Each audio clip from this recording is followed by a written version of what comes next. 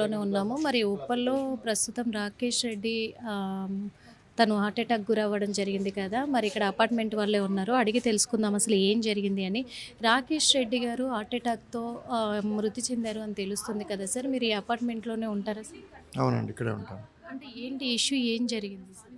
Issue అంటే specific ఏం లేదు మేడం. ప్రాబ్లమ్ ఏంటి అంటే is a well going person. Is very common person అనమాట. అందరితో చాలా సరదాగా చాలా ఏమంటాడు హ్యాపీగా ఉంటాడు మనిషి. సో ఇది ఏంటంటే 611 ఫ్లాట్ వాళ్ళు ఎవరైతే ఉన్నారో దేవర్ టెనెంట్స్ అనమాట. It's quite long there is issue is happening at ఓనర్కి వాళ్ళకి మధ్యన ఇష్యూస్ నడుస్తున్నాయి. Plus at the same time మా అపార్ట్మెంట్లో వాళ్ళకి కూడా ఇష్యూస్ ఉన్నాయి. She's complete different scenario lady. So అంటే ఓనర్ ఎలా ఇచ్చారో మాకు తెలియదు, వచ్చారు.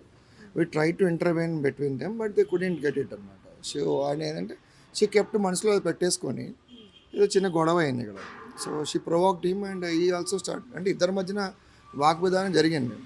సో జనరల్గా ఎలా ఉంటుందంటే మేడం ఒక కామన్ లైఫ్ లీడ్ చేస్తున్న వాళ్ళకి ఎలా ఉంటుంది, హ్యాపీ లైఫ్ లీడ్ చేద్దామని వచ్చారు.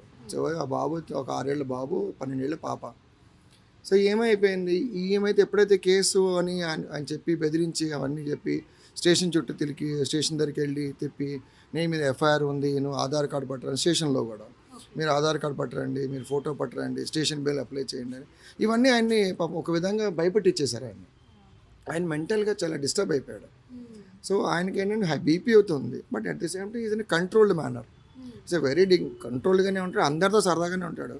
పొద్దున 7 గంటల నుంచి 9:30 దాకా స్కూల్ పిల్లల్ని కూడా జాగ్రత్తగా బస్సు ఎక్కించి దింపి అందరి పేరెంట్స్ కూడా ఇక్కడే ఉంటారు, అందరితో చాలా చనువుగా ఉంటాడు.